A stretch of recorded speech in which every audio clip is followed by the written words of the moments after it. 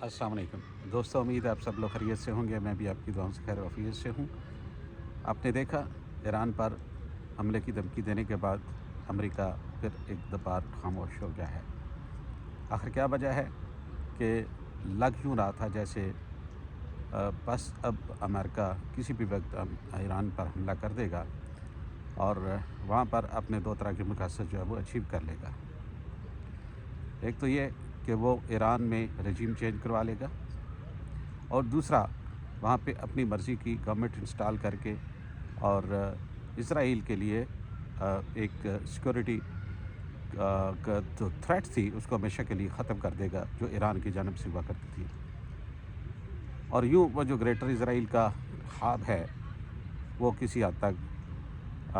शर्मिंदा तबीर होने के करीब तक पहुँच जाएगा। लेकिन आपने देखा कि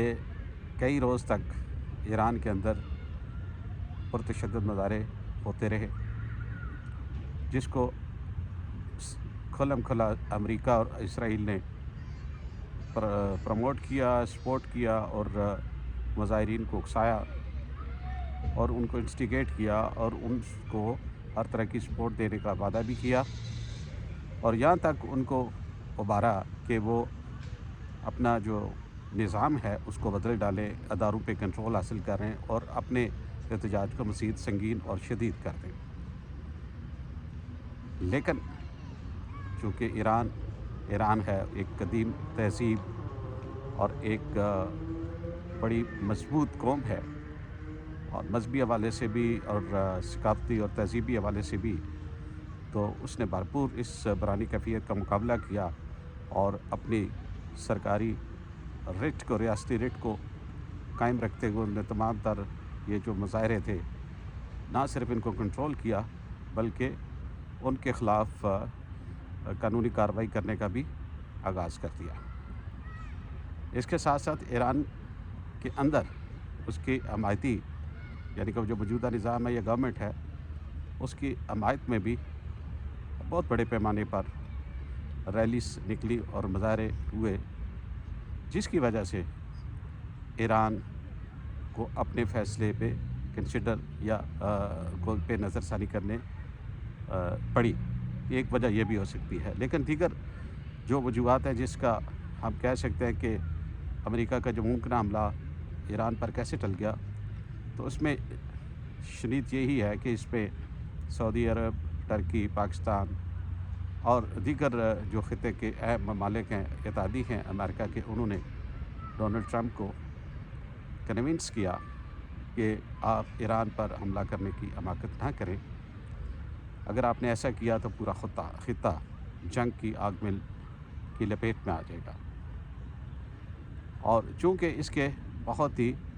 गहरे और मुहीब असरात होने थे, ख़ास तौर पर इस खित्ते में और पाकिस्तान पर ख़ुसूसी तौर पर और फिर बिलामऊ आलमी सतह पर,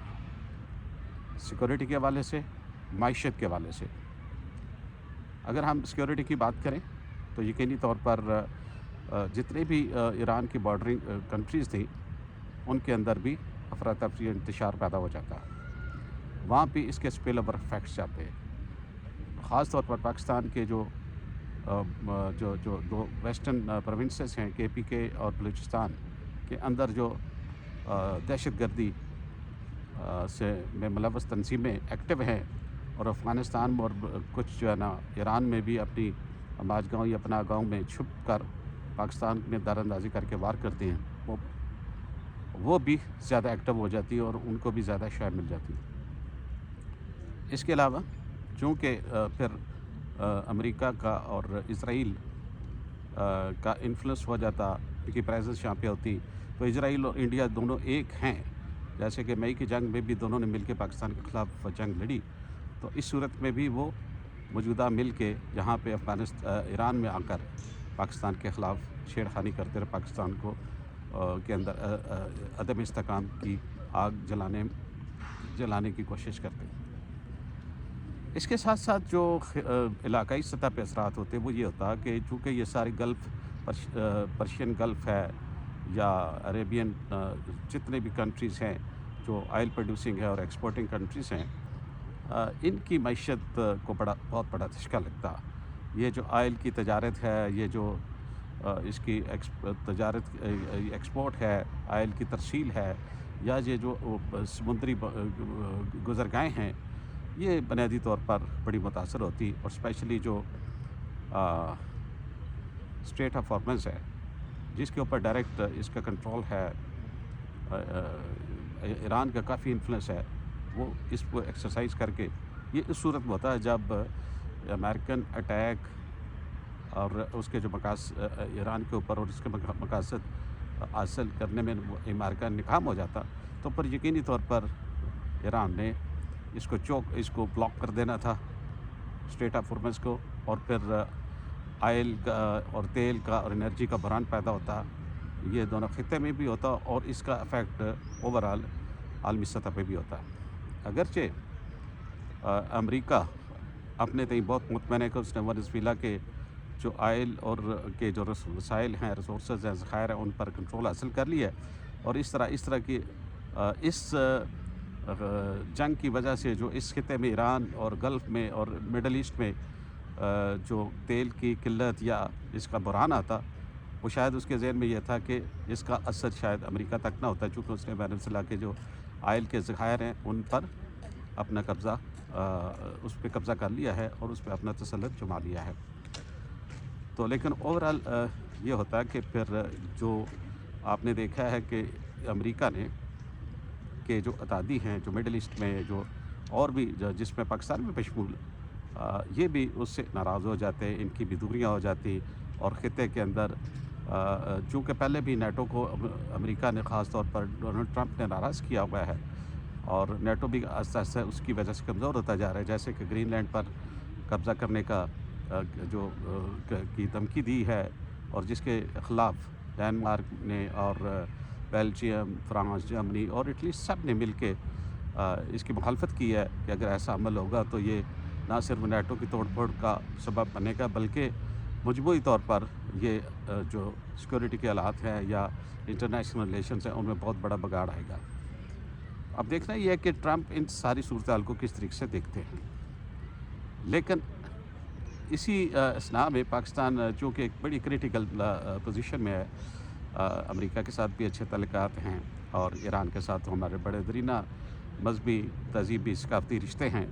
और अगर इस तरह की कोई बातचीत वहाँ पे होती है तो यकीनी तौर पर पाकिस्तान के अंदर भी अफरा तफरी होगी। पाकिस्तान भी